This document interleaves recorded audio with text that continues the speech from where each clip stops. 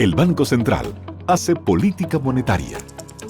Para ello, utiliza la tasa de política monetaria, buscando incidir en las tasas de interés a que los bancos captan ahorros y prestan para el consumo de los hogares y la inversión de las empresas.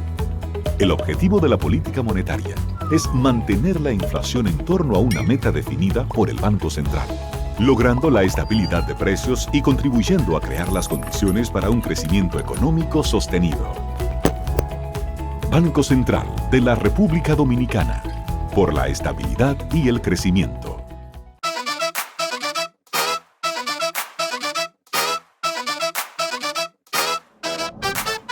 Así se sentirá tu negocio cuando le pongas pilas nuevas. Ya está aquí Expo Fomenta Pymes Banreservas. Aprovecha tasas desde 7.95%, ofertas en comercios aliados, talleres de educación financiera y mucho más. Expo Fomenta Pymes hasta el 30 de abril. Más información en banreservas.com. Banreservas, el banco de todos los dominicanos.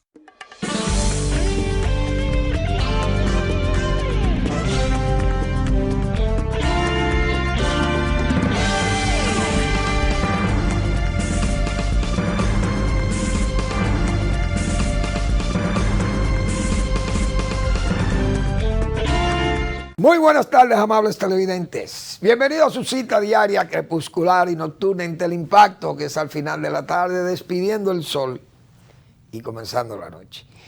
Ponga su caridad en buenas manos. Apoye el Patronato de Lucha contra el Cáncer de Villa González Incorporado. Una modesta, no hay duda de ello, pero eficiente institución de apoyo, de servicio al prójimo más carenciado. 809-443-8010. También el Hogar Escuela Santo Domingo Sabio. Cuánta generosidad, cuánto ánimo, ancho ánimo, cuánta disposición de ayudar a jóvenes en alto riesgo para formarlos y hacerlo buenos ciudadanos del país. Avenida Independencia, casi esquina Avenida General Gregorio Luperón en Santo Domingo de Guzmán, Distrito Nacional. Bien. Bueno, señores, yo pensé, hay que comenzar este programa, porque nosotros lo hemos venido dando seguimiento a ese problema de la guerra, porque este es un mundo ya muy pequeño desde el punto de vista comunicacional. Entonces esos eventos nos afectan. Ya todo el mundo conoce la situación de fertilizantes, cereales, minerales, productos terminados, porque hay muchas empresas multinacionales que están instaladas por allá. Y eso tiene efectos mundiales. Es decir, que es una situación que ningún ser humano puede estar ajeno a ella. Y además, porque ha habido amenazas para todos los seres humanos del planeta. Porque el señor Putin ha dicho que tiene una reserva de armas nucleares para si tiene que usarla, la usaría, es decir, nos eliminaría a todos. Entonces yo pienso que debemos estar por lo menos enterados y familiarizados con estos eventos tan catastróficos. Pero yo pensé que después de uno haber leído aquellas atrocidades provocadas por la Segunda Guerra Mundial, los nazis básicamente, y los japoneses también, porque los japoneses fueron verdugo de todos esos países asiáticos, de los chinos, y a todo el mundo le tiraron bombas, como dicen. Y aplicaban políticas increíbles, pulgas, cargadas de armas biológicas contra la población china. Y esas cosas eran cosas terribles de la Segunda Guerra Mundial. Es decir, los horrores que se vieron en los campos de concentración de Polonia, de Alemania, de Austria, qué sé yo, que esas cosas, nosotros no íbamos a volver a ver esas cosas tan graves, por lo menos en Europa, porque no quiere decir que no lo hemos visto en otros sitios. Esa guerra de Yemen, esa guerra de Siria, por la guerra de Irak, pedazos de cuerpo despedazados, y en Afganistán, eso todo lo hemos visto. Y bombas que ponen, y los terroristas, y todas esas cosas. Ahora, que en Europa, bueno, la guerra de Bosnia, en los Balcanes, no hay duda que trajo escenas dantescas, verdaderamente dantescas, y cargadas de, diríamos, de una satanización, qué sé yo, del orden de la convivencia humana. Solamente un mundo infernal. Se puede vivir en un mundo infernal y se pueden ver esas escenas de tantos cadáveres, de zonas, áreas de tortura en un pueblo que se llama Brucha. Pero ver esta devastación, eso nada más se vio en la Segunda Guerra Mundial en Europa. Repito, ni en Bosnia, y en Bosnia hubo, hay que ver que ahí hubo limpieza étnica, como la hubo en la Segunda Guerra Mundial también.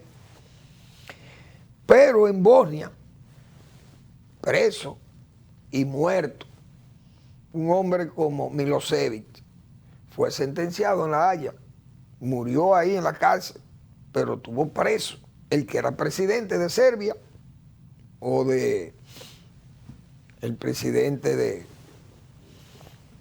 Yugoslavia, que era que se llamaba eso antes, cuando Tito, esa alianza de todas esas naciones.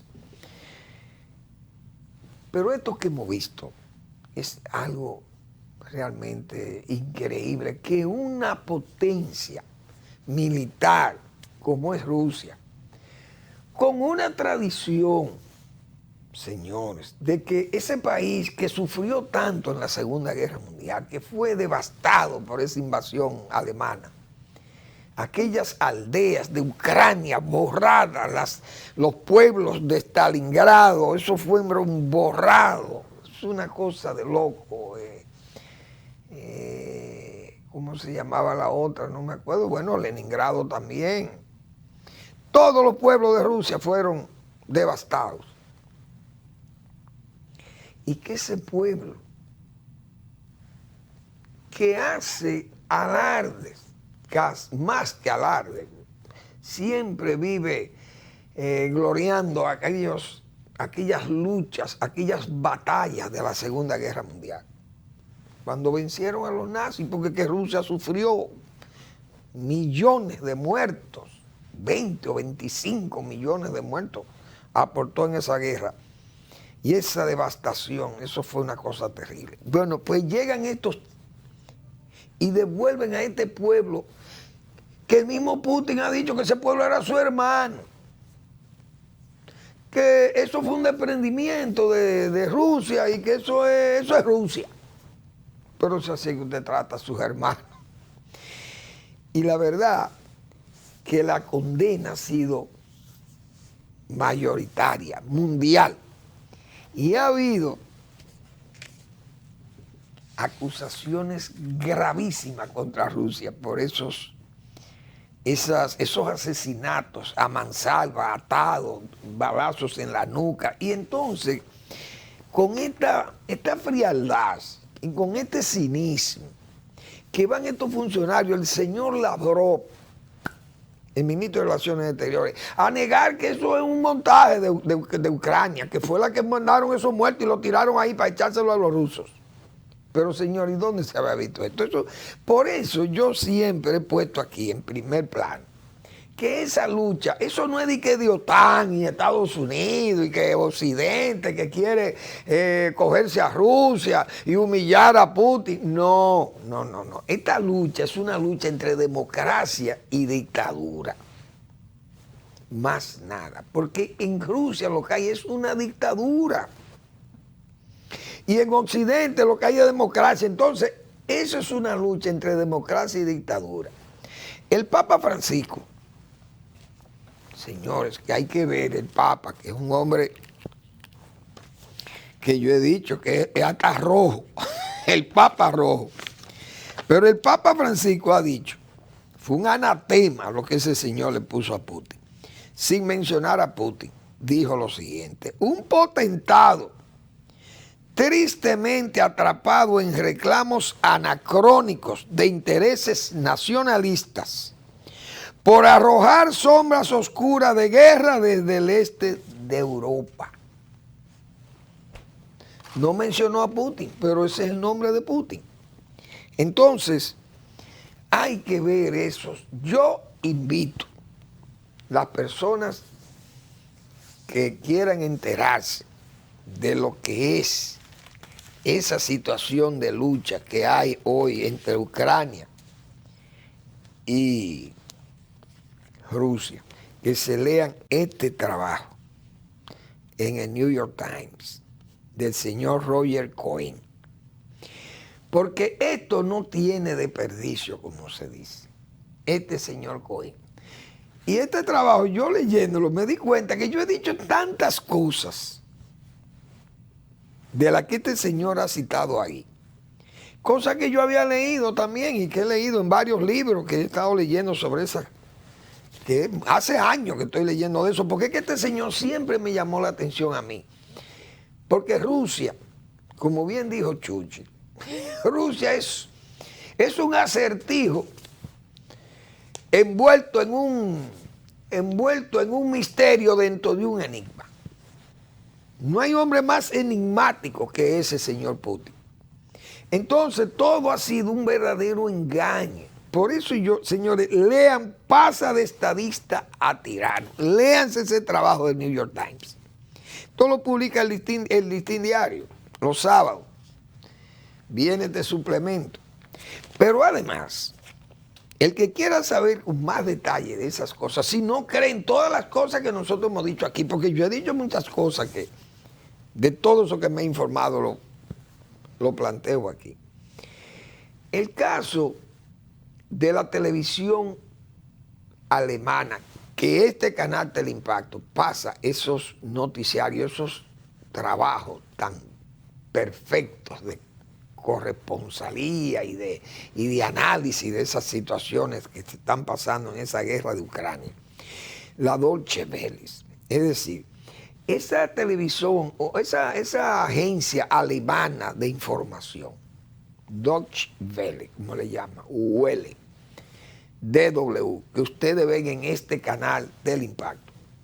Esa gente hicieron el sábado o el domingo, no mal no recuerdo, el sábado creo que fue el que vi, un análisis de todo, de la economía, de la parte histórica de Rusia y Ucrania, de la vida de los oligarcas de Rusia, todos estos millonarios que eran agentes del KGB, la mayoría eran unos desarrapados, amigos de este señor. Entonces, usted lee esos trabajos y se da cuenta de todo esto que yo he dicho aquí, que Estados Unidos nunca ha querido robarse a Rusia, ni Occidente. Al contrario, le brindaron todas las ayudas, porque Rusia estaba pobre cuando se cayó la Unión Soviética.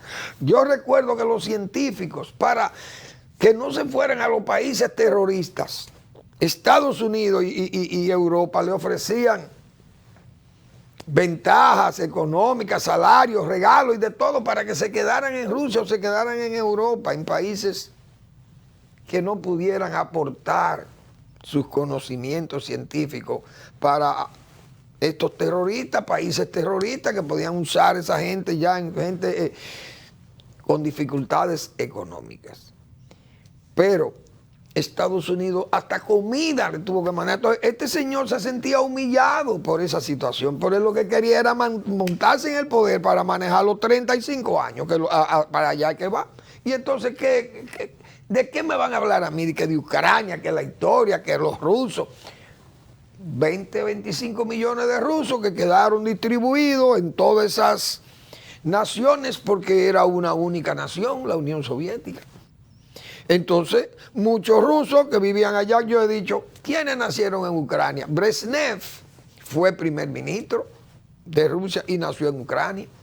El mismo Khrushchev nació en Ucrania, porque Ucrania y los bálticos y los Balcanes y los de, qué sé yo, los caucásicos, esa gente, todos eran 15 repúblicas unidas a Rusia, todos tuvieron que hablar ruso.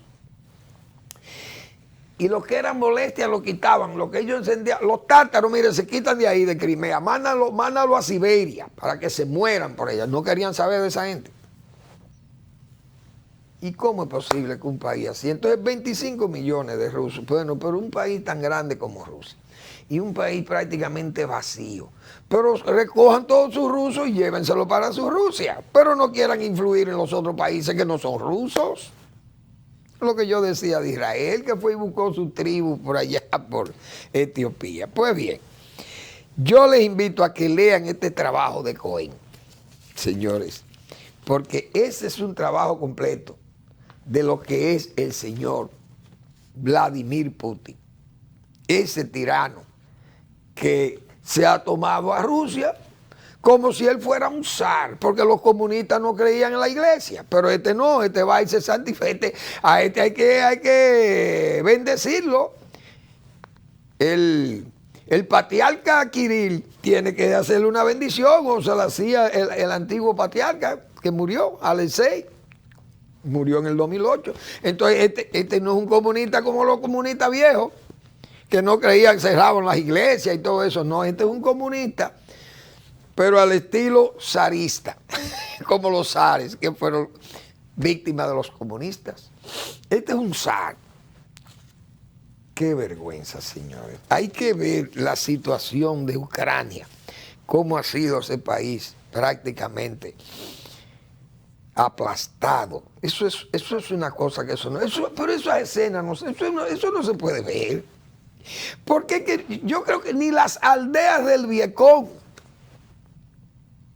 en aquellos bombardeos que hacían los Estados Unidos, que bombardeaban la selva. Porque Estados Unidos, si hubiera querido borrar a Hanoi, lo hubiera borrado, como decía yo. ¿Usted sabe lo que son esos B-52? Unos aviones que cargan como 700 toneladas de bombas, vaciando bombas en un pueblo de esos, que son todos de cana y de yagua y cosas de esas. Eso hubieran incendiado a Vietnam. Pero Estados Unidos usó esas armas prácticamente en la selva para defoliar esa selva. Pero como estos Vietcong peleaban desde la tierra, de abajo de la tierra, hacían unos túneles y todo eso, lograban sobrevivir. Pero esto, borrar pueblos, eso nada más los nazis. Repito, los americanos en Fallujah, en Irak, yo lo he dicho muchas veces aquí, tuvieron que ir a pelear su guerra casa por casa en Fallujah, casas de tierra. Estados Unidos pudo haber borrado eso, pero es que vivían gente ahí, civiles. Pero Rusia no, en pleno siglo XXI, en Europa, señores, con toda esta nieve. Porque donde usted ve nieve, usted ve que los países donde nieva así, como esos países pesados, esa nieve pesada, son países que van en desarrollo, están desarrollados, están en desarrollo. Hoy usted ve esta devastación, eso es increíble. Bueno, entonces esas son derrotas tras derrotas. Eso de Brucha es una derrota moral, pero multiplicado yo no sé por cuántas veces para el señor Putin y Rusia, que cada día está más aislada ese país, yo no sé, porque ahí están todos hasta las embajadas la están cerrando en Europa.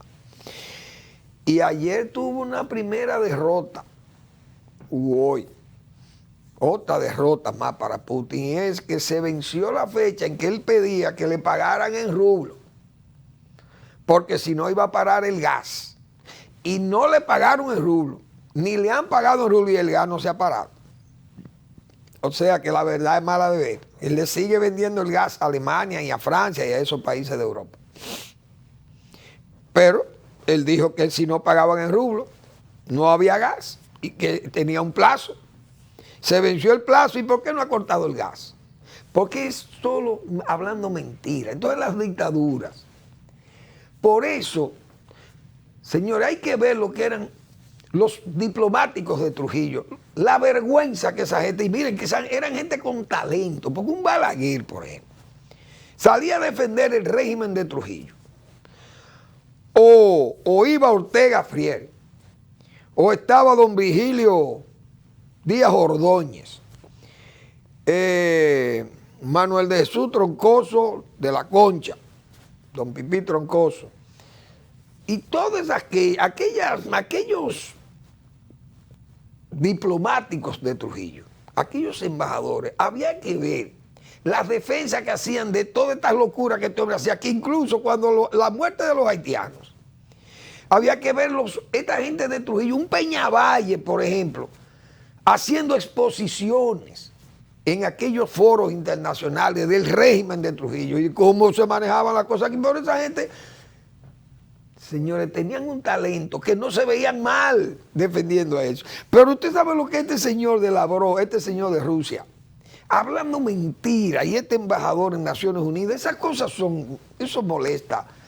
Óigame, al más despiadado lo molesta esa actitud tan cínica de la diplomacia rusa. Vamos a la pausa y regresamos.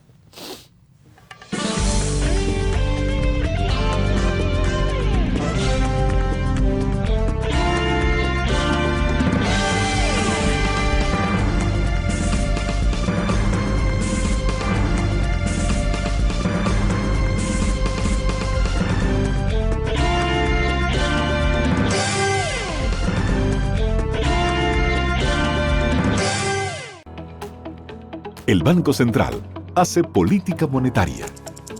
Para ello, utiliza la tasa de política monetaria, buscando incidir en las tasas de interés a que los bancos captan ahorros y prestan para el consumo de los hogares y la inversión de las empresas. El objetivo de la política monetaria es mantener la inflación en torno a una meta definida por el Banco Central, logrando la estabilidad de precios y contribuyendo a crear las condiciones para un crecimiento económico sostenido.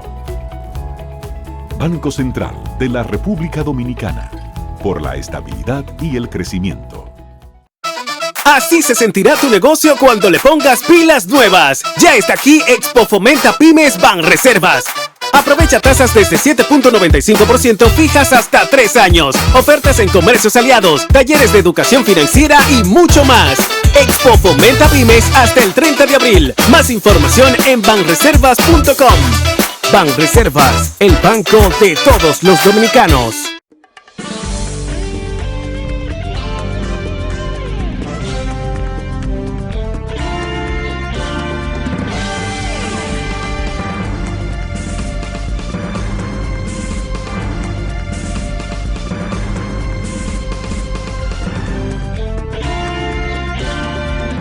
Bien, el Banco Central ha suministrado hoy una información muy importante, y es el comportamiento de la economía en enero, febrero,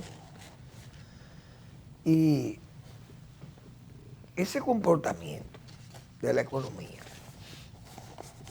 habla muy bien del manejo de los fundamentos macroeconómicos, que el Banco Central ha dado verdadera pedagogía en el manejo de esas variables, de todas esas situaciones de la economía que son tan importantes, porque todas esas medidas que ha tomado el banco.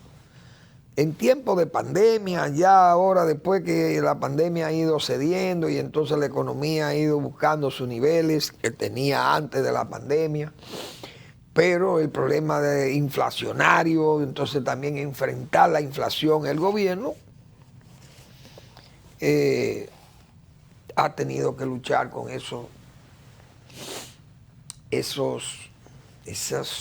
¿cómo se le puede llamar a eso? Ese vendaval de precios altos, combustible, el petróleo, las gasolinas, los diésel, todo es un encarecimiento, los fertilizantes, los commodities, todos los commodities, es decir, las materias primas. Y han hecho trizas muchos programas, incluso los programas sociales se ven hasta casi borrados, porque cuando viene a llegar la ayuda, la inflación como ya ha sido tan molesta para eso, que prácticamente absorbe. Y la verdad que no es fácil luchar con tantos problemas de una economía que están tan dependiente de las situaciones internacionales. Entonces el banco nos ha dicho que la economía creció un 6% entre enero y febrero de este año 2022. Y un 6% es muy bueno, porque hay que ver, el año pasado un 4 punto y algo, comparado con el 2019, porque fue comparado con el 20, fue un 12.3, creo que fue el crecimiento de la economía. Ahora, el agro creció 2.1, enero-febrero, y en febrero 1.9. Y quiero dejar esa nota que la voy a poner al margen. Zona franca creció 10.2%. Construcciones 4.8%. Servicios 8.1%. Hoteles, turismo 37.1%. Comercio 9.6%. Entonces, turismo creció un 171.7%. La inflación fue 8.98, casi 9, sumamente alta, pero se está luchando. ¿Qué medidas ha tomado el Banco Central? Subir la tasa de interés, no hay forma en la teoría económica que no sean esas. Esa es la que usan todos los bancos centrales, subir la tasa de interés. Como se ha hablado tanto de que la tasa de interés que ha ido subiendo, el banco la subió de 5 a 5.50. La tasa de política monetaria. Eso ha subido 250 puntos. Pero el Banco Central publicó hoy una lista de países, señores, donde el aumento en América Latina, por ejemplo, Brasil, 975 puntos. Argentina, 650 puntos. Fíjense bien, y nosotros, 250 puntos. Es decir, que hay economía que ha sido brutal el aumento de la tasa de interés para el préstamo, porque es que tienen unas inflaciones. Esa Argentina tiene una inflación, eso es como de 60%, y Brasil como 20%. Entonces esa gente tiene unas inflaciones tan altas que necesitan poner tasas prácticamente para que la gente no pueda tomar los préstamos. Es como para que la expansión, el dinero se achique a su mínima expresión. Entonces tenemos nosotros que saludar que andamos todavía con un buen manejo de la economía, a pesar de ese problema inflacionario que uno sabe que no viene directamente de problemas que hemos generado aquí, sino de problemas extranjeros. Ahora, las remesas, muy importante también, las remesas crecieron 1.508, mejor dicho, se comportaron con 1.508 millones de dólares entre enero y febrero, los 2 meses. Y eso es muy bueno, porque aunque no es igual, perdió algo menos que el año pasado, pero la diferencia es mínima, no es tan alta. Y eso es muy importante, porque ese es un dinero que entra como si fuera de exportación. Pues imagínense 11.000, 10.000 millones de dólares que entren por un dinero que viene que usted no ha hecho nada por mandar un bien de aquí o un servicio que usted dé de aquí para que le paguen eso, sino que son los dominicanos y dominicanas que están fuera del país trabajando y que le mandan a sus familiares. Y eso, que ahí no se mencionan las famosas cajas que vienen por aduanas, señores, porque hay que ver las cosas que vienen por las aduanas. Ustedes saben la comida que viene en esas cajas que vienen de Nueva York, de Miami, de New Jersey, de todos los lados de Estados Unidos, donde están las familias dominicanas. Ahora, Yo creo que el gobierno lo están engañando los funcionarios del sector agropecuario. Lo he dicho responsablemente aquí. Pero no solo lo del sector agropecuario, hay funcionarios que no andan bien del juicio, digo yo. Y uno de ellos es el ministro de Economía, que yo no entiendo cómo esta gente se atreven a refutar la realidad, a refutar lo que todo el mundo está de acuerdo de que eso no es una medida sana, la liberalización de aranceles de 67 productos. No sabemos ni copiar, porque ese es el problema de República Dominicana. Todo lo queremos imitar y copiar, pero no sabemos leer. Colombia, el gobierno de Colombia decretó libre aranceles para 165 productos de la canasta básica en Colombia. ¿Para qué? Para que la gente, dicen ellos, para que se puedan defender contra la inflación los hogares colombianos. Pero ¿qué es lo que dice los 165? De los 165 hay 163 que no tienen registro de producción nacional, dicen en Colombia. No tienen registro de producción, registro arancelario de producción nacional. O mejor dicho, son 163 subpartidas arancelarias que no tienen registro de producción local, de producción nacional en Colombia. Pero aquí es distinto. Entonces, yo le llamo a esto, viva el Derecafta, vivan las cantinas del triunvirato. Yo me acuerdo de las cantinas del triunvirato. Señores, la gente de edad sabe lo que fueron las cantinas. Libre de aranceles, pero eran los guardias que manejaban las cantinas. Señor, aquel desorden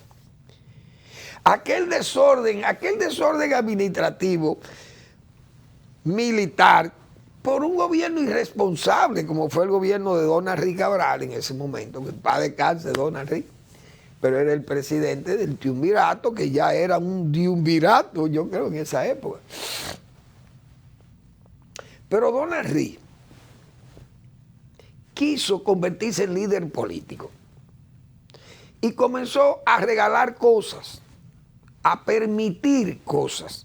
Fue tan permisivo que permitió las cantinas militares. Esas cantinas, los militares de la Fuerza Aérea, los militares de la Marina, los militares de la Policía y del Ejército, traían todo lo que le daba la gana. Electrodomésticos, ropa, comida, dulce, qué sé yo, todo lo que le daba la gana, para comercializarlo en el país. Pero eso claro que beneficiaba a los guardias pobres, beneficiaba a los pobres, pero quebró el mercado local. El comercio local lo quebró. ¿Y qué trajo la cantina? La Revolución de Abril. Más luego, eso sí trajo mucho descontento y trajo la revolución y el derrocamiento del gobierno de Don Henry Cabral, que quiso levantar un liderazgo sobre la base de coger el Estado y repartírselo a los guardias y a los amigos y a Unión Cívica y qué sé yo. El Estado en manos que fue de pirañas. Es decir, era el Estado botín, fue lo que gestionó el señor Don Henry Cabral y su reino. Entonces, todo el comercio local estaba quebrado. Porque eso es, pero es que eso no hay ni que decírselo a nadie. Entonces, esta tosudez, el gobierno salen, el ministro de Agricultura sale, el director del Banco Agrícola y el ministro de Economía salen diciendo que no le hagan caso a la oposición, que la oposición lo que quiere es hacerle daño al gobierno y al pueblo. Yo he dicho que la oposición debe dejar, porque como decían antes, o como se dice todavía, cuando las hormigas se quieren morir, alas le quieren salir, que quieren volar. Es como si la vaca volara, se tienen que caer. Señores, el gobierno, yo dije el viernes aquí, debió celebrar que la oposición, óigame, se retirara del Congreso y no apruebe eso, porque es que eso es lo que le va a traer problemas. Y eso que yo no he mencionado, yo no había agregado las cajas, porque esa es otra. Las cajas vienen, eso no paga impuestos, creo que no pagan impuestos en aduanas.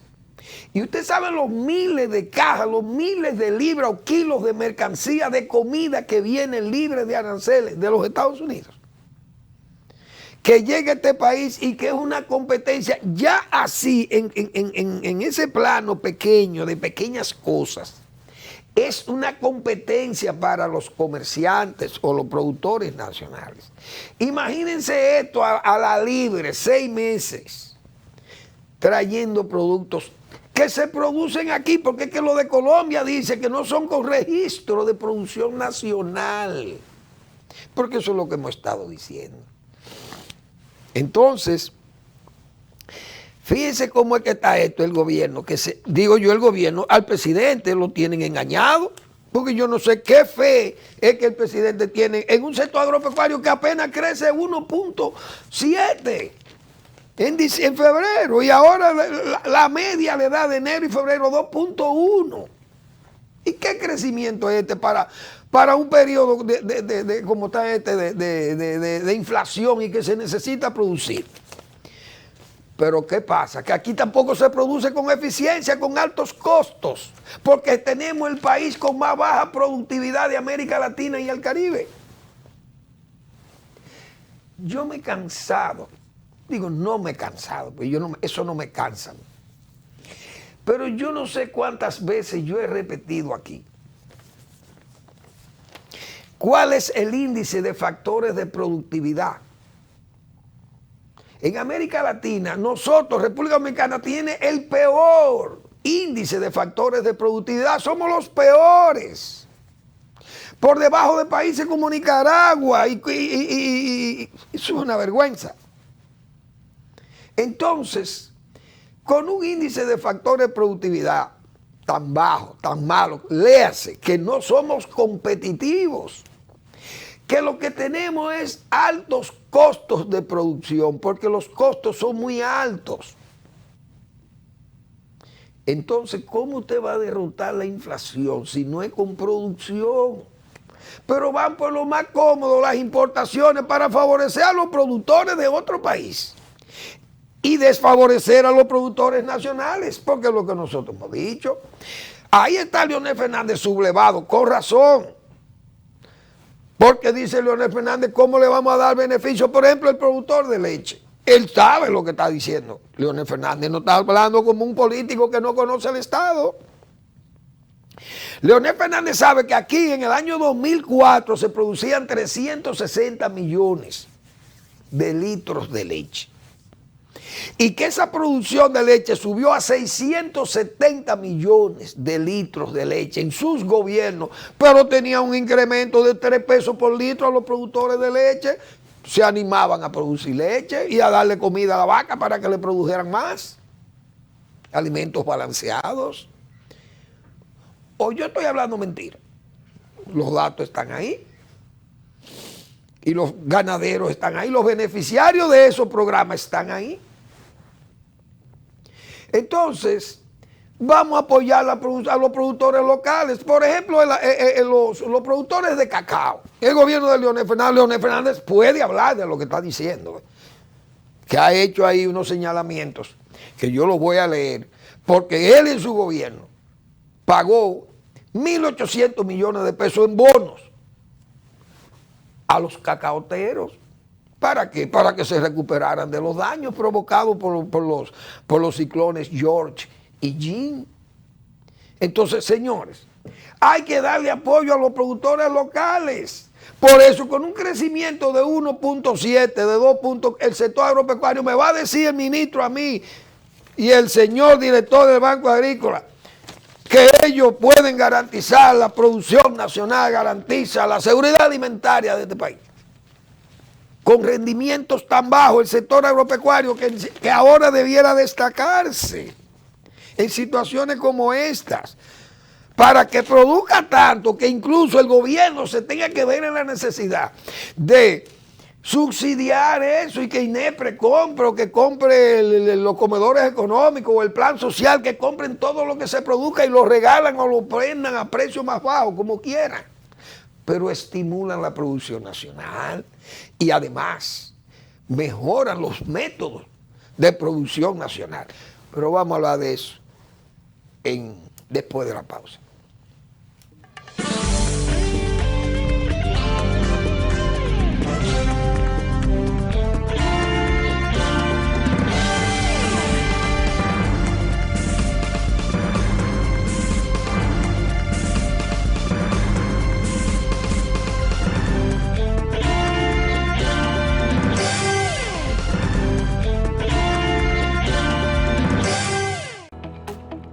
El Banco Central hace política monetaria. Para ello, utiliza la tasa de política monetaria, buscando incidir en las tasas de interés a que los bancos captan ahorros y prestan para el consumo de los hogares y la inversión de las empresas. El objetivo de la política monetaria es mantener la inflación en torno a una meta definida por el Banco Central, logrando la estabilidad de precios y contribuyendo a crear las condiciones para un crecimiento económico sostenido. Banco Central de la República Dominicana, por la estabilidad y el crecimiento.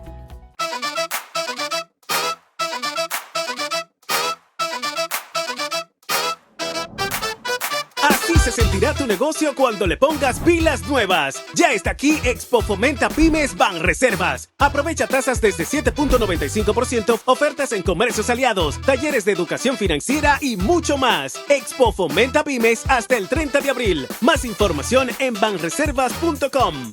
Banreservas, el banco de todos los dominicanos.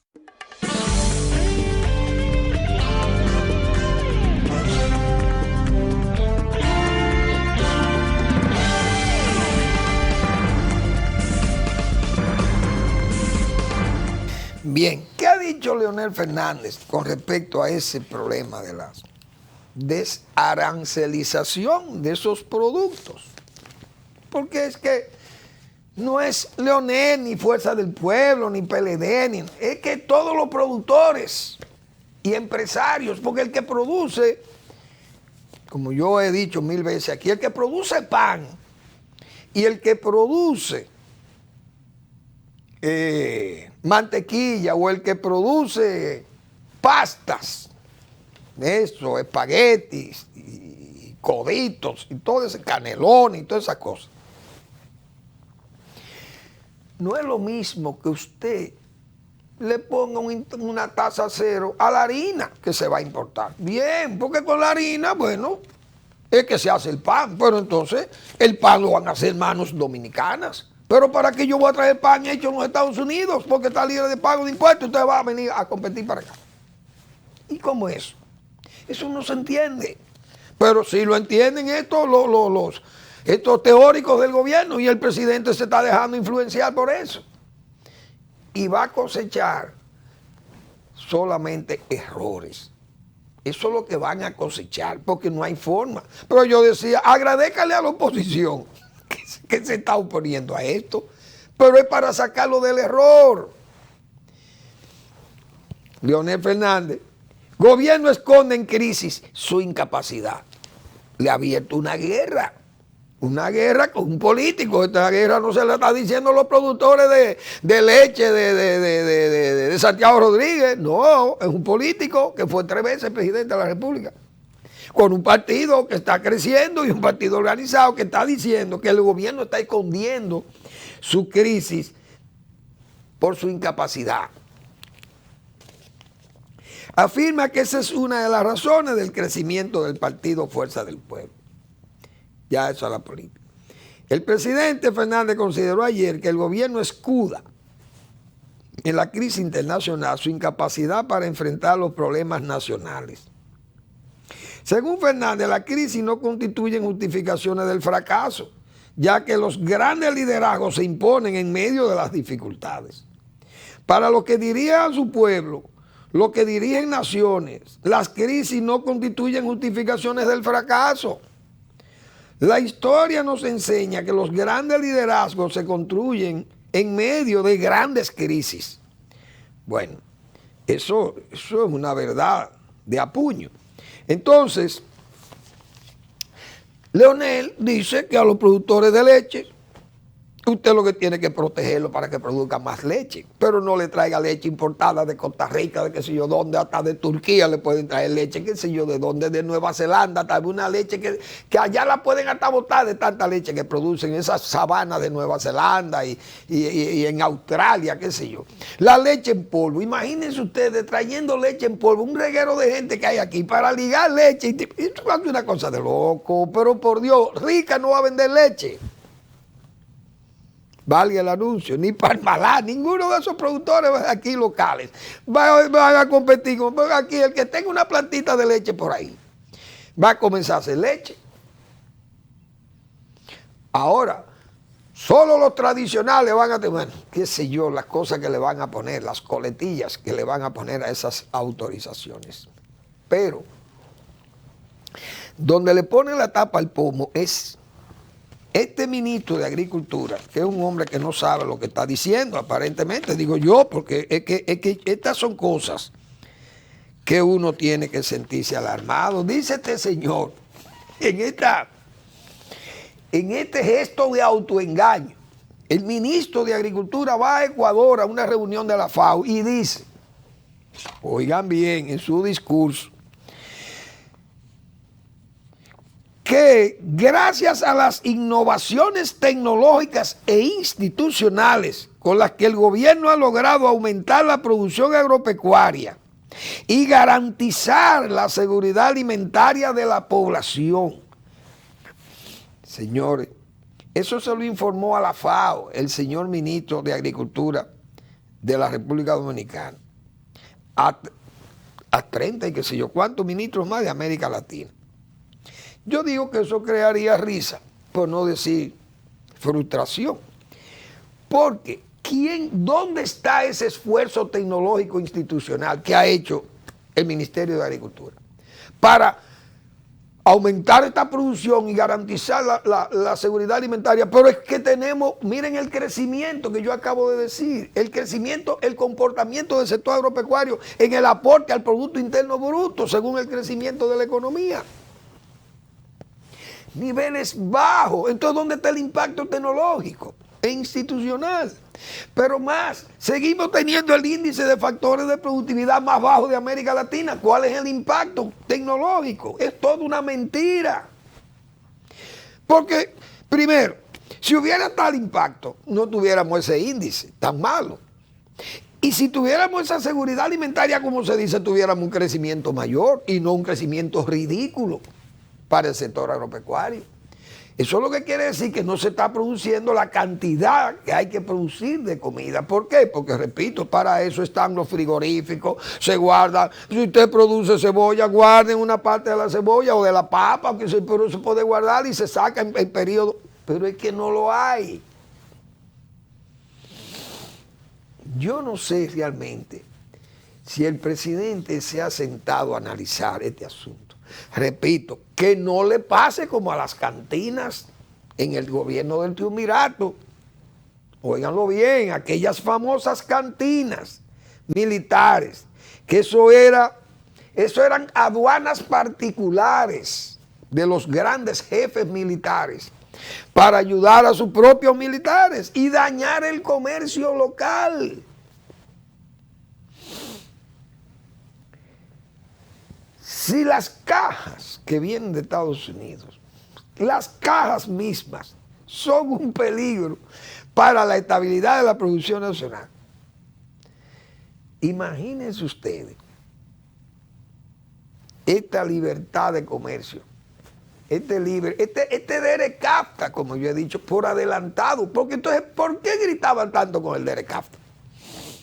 ¿Por qué se grita tanto contra el DERECAFTA? El único, yo creo que no incluyeron fue el arroz, de lo sensible.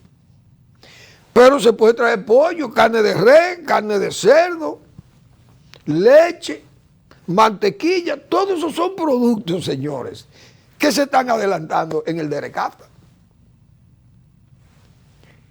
Uno no entiende quién es que le... O sea, es por eso, porque copiaron de Colombia. Miren, Colombia el gobierno estableció un decreto, el 307, que declara 165 productos de la canasta básica libre de aranceles para fines de aliviar el peso de la inflación al pueblo colombiano. Bien, ya de una vez tomaron nota, venga, lo mismo para República Dominicana. Mire, presidente, esto lo está haciendo Colombia, nosotros lo podemos hacer y Colombia tiene más que perder que nosotros. Pero no leyeron, no leyeron bien. 163 subpartidas arancelarias no tienen registro de producción nacional. Porque es que las cosas son, pero eso es cuestión de lógica.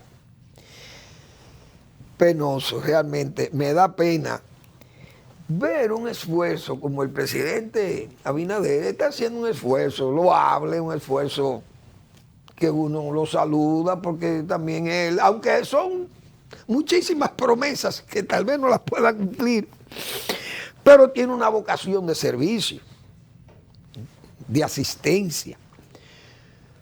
Pero, ¿para qué meter tanto riesgo en una misma cápsula? Es decir, no bien se sale de este asunto o se meten en el asunto de los aranceles. Inmediatamente sale otro señor muy locuaz y muy, ¿cómo diríamos?, muy entusiasta, y mete al gobierno en estos corredores, dejando miles de choferes y de motoconchistas sin el guía. Porque en esos corredores no puede haber motoconcho ni concho. Y esos corredores son modernos para que esos autobuses se desplacen, 35 pesos el pasaje, lo duplican y el gobierno sigue como si fuera silbando en primavera. Como se va la gente en las tardes con la brisa, silbando y fumándose un cigarro, una cosa de alegre. Pero eso es un peligro. Los combustibles suben, porque el petróleo está muy caro. Los medicamentos suben, porque también los medicamentos se derivan de todas esas cosas. Y entonces eso contribuye a tener una inflación, como la señala el Banco Central, que está luchando el Banco Central con mecanismos técnicos. No inventando, y esto es un invento.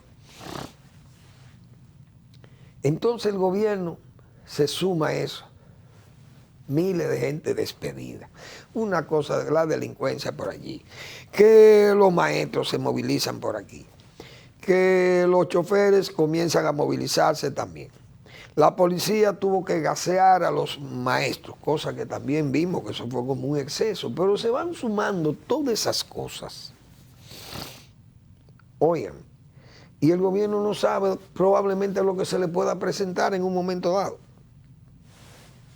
Aquí en el 84 nos fuimos a Semana Santa, todo el mundo tranquilo, el gobierno tomando decisiones económicas importantes con el Fondo Monetario Internacional, explicándole al pueblo que era necesario por las locuras que habíamos cometido, que era la década perdida de América Latina, que estábamos con problemas muy serios, y es verdad que teníamos problemas muy serios. Yo recuerdo el azúcar costaba 3 centavos de dólar la libra.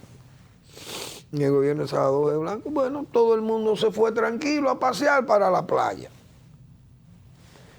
Y el lunes 24 de abril, precisamente fue en abril, ¿y qué pasó en República Dominicana, señores? Aquel